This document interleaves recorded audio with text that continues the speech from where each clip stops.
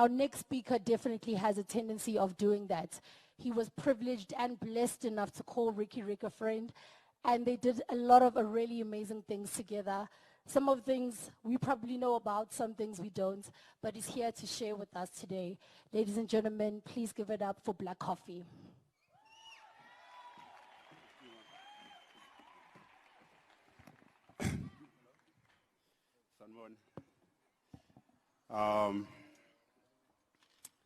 I never write speeches, I always try to speak from the heart, but not today. I don't have a heart to speak. We're all here to celebrate Riky as a friend, family to most, a brother, a superstar to most. I was unfortunately not around on Tuesday, and I wish I was. I had to watch everything online, and it was hard to watch everything online. And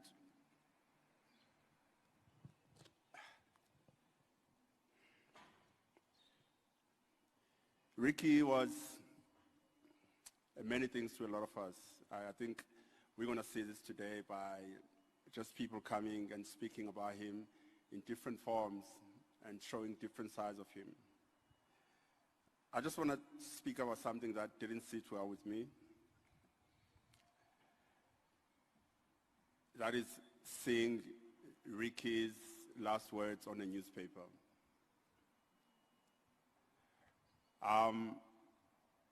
In our country today, more than anywhere else in the world,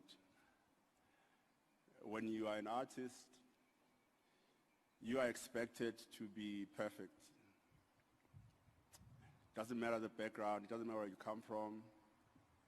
People expect you to speak well. Doesn't matter what school you go to or you went to.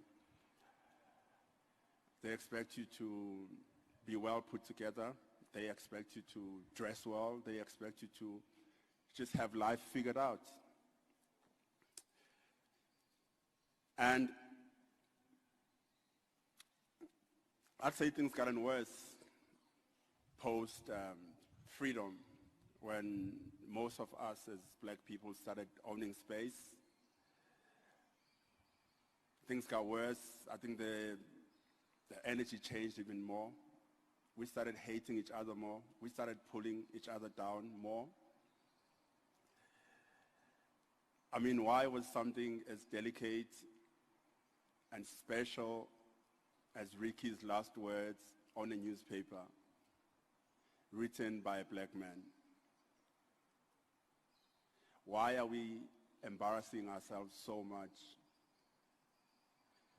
Why are we not at this point building ourselves as black people and making sure that we slowly become the generation that we've always wanted to be?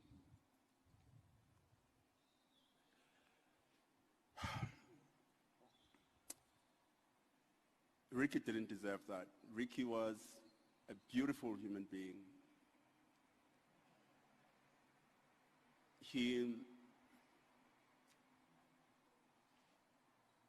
Everywhere he went, he spread love. It's like he knew and understood each and every individual. He knew what to give you.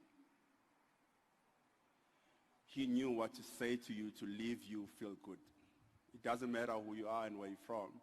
Riky knew exactly how to lift your spirits, and yet he was dealing with so much personally. So in November, after a night out with Riky and some few friends, early in the morning I woke up and I got a message. I had a message from Riky. He was like, "OG, I'm sorry to do this to you, but I need to talk to you. I'm going through so much. I don't want to let people down. Can we please meet?" And I was like, this guy, last night he was the life of the party. You know, I didn't see anything. And I was like, okay, cool, Riky, let's meet. When do you have time? He was on his way to Polokwane. He's like, no, I have a show. I'll come back, I'll call you, which he never did. 2 days later, I'm like, yo, Riky, when can we meet? No response. Meet him at gigs, life of the party. Yo, man, when can we meet? And then I realized that Riky actually didn't want to meet. He just wanted to let me know where he was, how he was feeling. Riky knew that there's nothing I can do for him. He knew everything about himself, and he knew everything he was doing.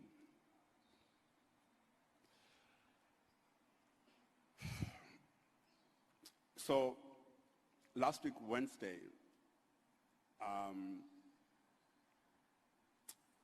going through my own emotional turmoil, in my moment of weakness, I put out a tweet. And then realized that, damn, people are now concerned. People are like, oh my gosh, are you okay? What's going on? Which I didn't want, and I then deleted the tweet. Thursday, I woke up to Riky's news. And the first thing I thought of was my tweet. Riky saw my tweet, and I was the strong OG Riky called. He called me, and he said, OG, please, you are the strong OG. And now the strong OG is weak. And I could not take Riky's death right. I was destroyed because I blamed myself so much. I even blamed myself for not trying hard enough to see him. I thought I should have done better. I thought I should have maybe contacted his mom, maybe, I don't know, something. Then upon watching his interviews, his interaction on camera with people, with different people, and Riky always told us that he wasn't going to be here for long. Riky knew. Riky had his own game plan.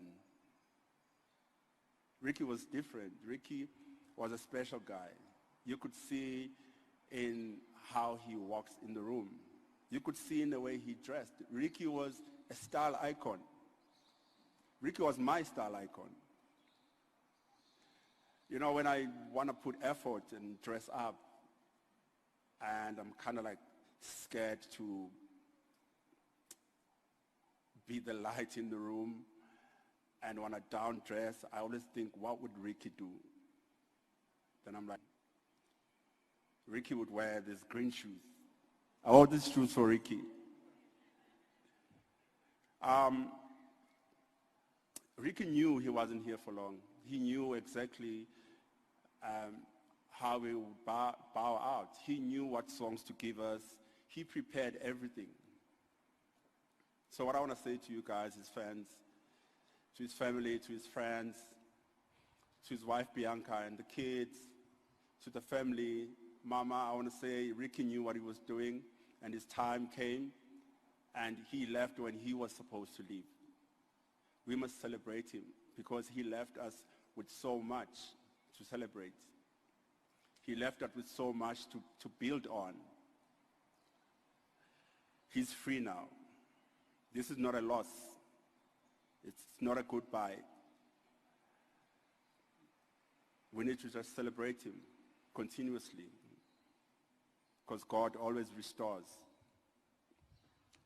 In his own words, we don't die, we multiply. Thank you.